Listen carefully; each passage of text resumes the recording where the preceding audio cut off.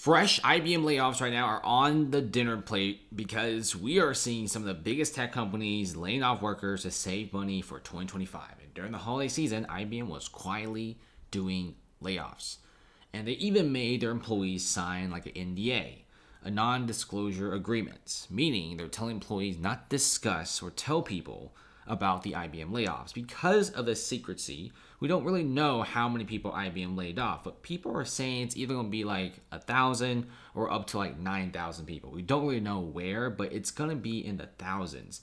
And this is their workforce rebalancing effort. A lot of companies tend to come out with really fancy titles, but what this means is they're laying off employees because of two things. One, they want to save money in this high interest rate environment. And two, artificial intelligence is so powerful, there's no need to have this many employees for any longer. And Salesforce has been at a massive layoff spree. But for some reason, Salesforce decided to hire 2,000 people out of the blue during the holiday season to sell one thing: artificial intelligence products. And they're going to be pushing these products to massive companies. Even some of the smaller companies and even like the mid-sized startups are going to be buying these products. And Salesforce has invested so much money into these AI products, and they're frankly actually pretty decent.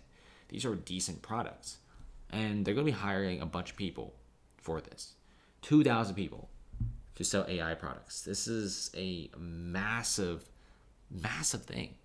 I've never seen this before.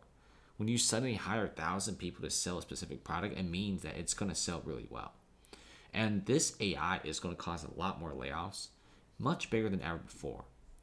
And IBM also moves a lot of their R&D out of China. In fact, they've probably laid off about 1,600 workers just from China alone. And they're just joining in the massive amounts of companies in China that are downsizing or shrinking. They still have somewhat of a presence in China, but a lot of it is moving out. We're seeing the Chinese economy not exactly doing the best despite trillions of dollars of stimulus, but so far they seem to be recovering a little bit. Maybe we could be seeing Western companies expanding in China again and start hiring back. But at the current moment, the US unemployment rate is holding pretty steady, but good jobs like IBM tech jobs are extremely hard to find because they practically don't exist. In fact, they're disappearing. But low jobs like $15 or below an hour are pretty easy to find. But that's not really like a sustainable wage.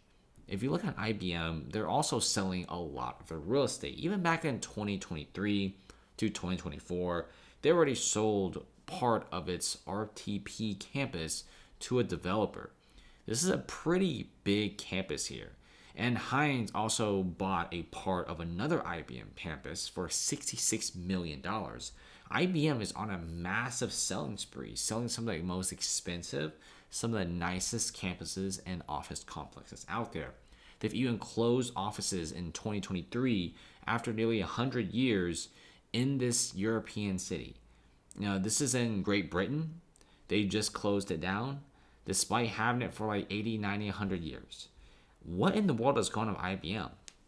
We're seeing a lot of companies in the past few months doing fat layoffs, from Intel to IBM to even AMD. Something is not right here. And even IBM has announced that they're going to be closing their massive Southbury office and transferring workers to New York. They're consolidating hundreds of thousands of square footage of office space, and they're consolidating as quickly as they can. And this building was built in 1987, is appraised at $70 million. And people are saying IBM regularly assesses physical office spaces around the world and closes them when they need to. But they've never closed this much in such a short amount of time. I've never seen a company close this much office space in the past 24 months. And not to mention, massive amounts of people are being laid off. Could it be AI? Could it be high interest rates? Or could it also be Americans aren't exactly spending as much money as before? I think it's a combination of things that's causing these massive layoffs. And when you have massive layoffs and the disappearance of high-end jobs and well-paying jobs, get ready for lower spending, get ready for a low GDP, and of course, interest rates are still incredibly high. Thanks for watching, guys, and see you later.